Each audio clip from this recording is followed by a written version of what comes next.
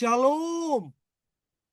Selamat pagi Bapak Ibu, saudara-saudari yang dikasih Tuhan dimanapun Anda berada. Kita bersatu dalam doa kepada Tuhan. Bapa dalam kerajaan surga, terima kasih untuk hari yang baru yang Tuhan berikan dalam kehidupan kami. Ajar kami Tuhan untuk mengerti kekayaan yang sesungguhnya yang Kau inginkan dalam hidup kami yang sementara ini. Agar jalan kami tidak terantuk atau bahkan salah Tuhan. Dalam nama Tuhan Yesus kami berdoa. Berbicaralah Bapa. Amin. Berapa besarkah kekayaan Anda? 1 Timotius 6 ayat 6 sampai dengan 10 mengatakan, memang kesalehan itu kalau disertai rasa cukup memberikan keuntungan besar. Sebab kita tidak membawa apapun ke dalam dunia dan kita pun tidak dapat membawa apa-apa keluar. Asal ada makanan dan pakaian cukuplah. Namun mereka yang ingin kaya terjatuh ke dalam pencobaan, ke dalam jerat dan ke dalam berbagai nafsu yang hampa dan mencelakakan, yang menenggelamkan manusia ke dalam keruntuhan dan kebinasaan. Sebab akar segala kejahatan ialah cinta uang, dan karena memburu uanglah beberapa orang telah menyimpang dari iman dan menyiksa dirinya dengan berbagai duka. Bapak, Ibu, saudara-saudara yang dikasih Tuhan, ada satu cerita nyata yang menarik sekali. Namanya Soliam, dan saudaranya perempuan merupakan orang yang sangat malang di dunia ini. Benar, walaupun kekayaannya berlimpah, peninggalan dari orang tua mereka, di mana orang tua mereka adalah orang yang paling kaya di kota itu. Menjelang kematian ayah mereka, sang ayah mewariskan seluruh kekayaan kepada anak-anaknya. Tetapi ada satu hal yang miris dan lucu, yaitu anak-anaknya membelanjakan uang mereka dengan irit sekali, dengan hemat sekali. Mereka sepakat tidak memboroskan warisan dari sang ayah dengan sangat irit. Bapak, Ibu, saudara-saudara yang dikasih Tuhan, Soliam anaknya itu berhasil membujuk saudaranya untuk tidak menikah dengan siapapun, dengan tujuan agar tidak ada orang lain yang merongrong kekayaan mereka. Rumah orang tua mereka cukup bagi mereka untuk tinggal bersama-sama selama 50 tahun berikutnya. Mereka merasa bahwa kekayaan itu telah cukup aman di tangan mereka sendiri. Mereka hidup sangat-sangat hemat. Tetapi apa yang terjadi? Tanpa disadari suatu hari adik Sulaiman yang bungsu meninggal dunia. Tanah warisan miliknya bernilai besar sekali. Namun yang sangat menyedihkan dan miris, karena ia hanya memiliki selembar baju yang ketinggalan zaman, dan itu pun hasil buatannya sendiri. Saking iritnya.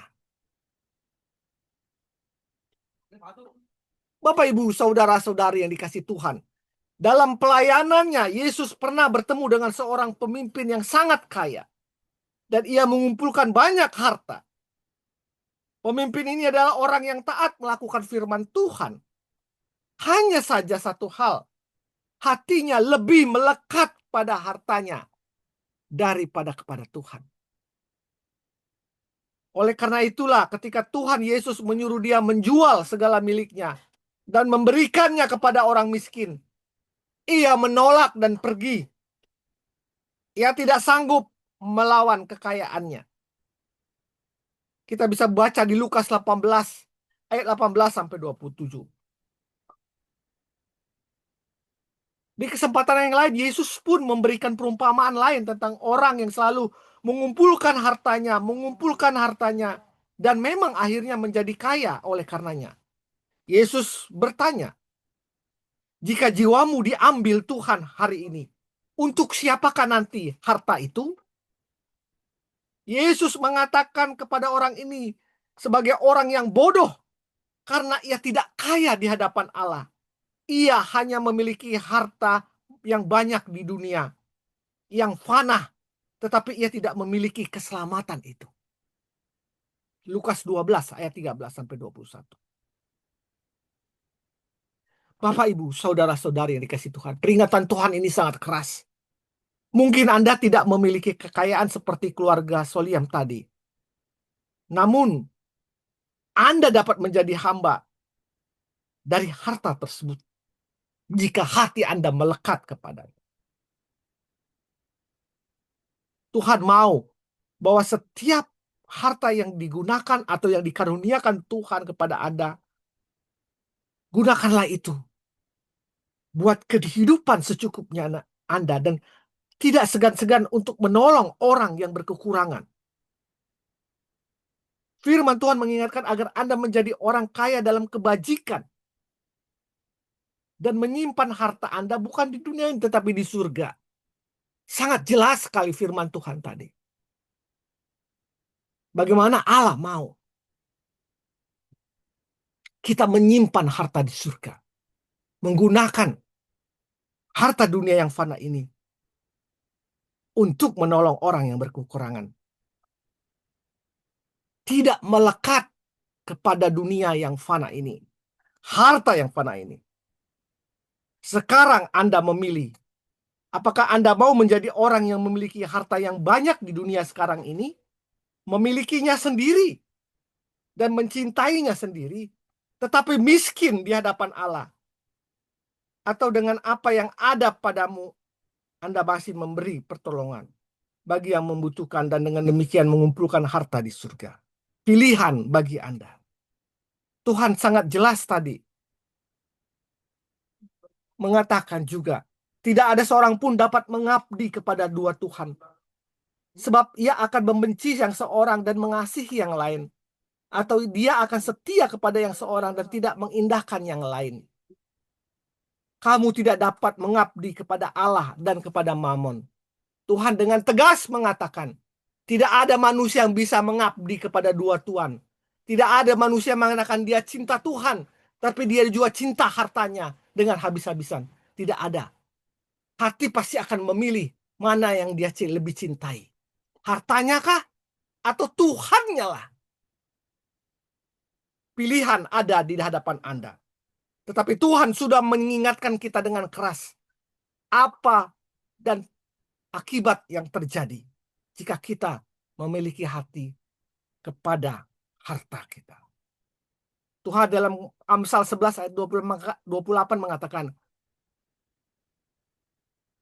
kepada kekayaannya lah manusia itu akan jatuh, tetapi orang benar akan tumbuh seperti daun muda. Mari kita bersatu di dalam doa kepada Tuhan. Bapa di surga, ya Allah Tuhan kami, terangi hatiku, agar aku dapat melihat harta kekayaan dunia ini yang dititipkan kepadaku sebagai suatu sarana saja, dan bukan sesuatu yang kekal.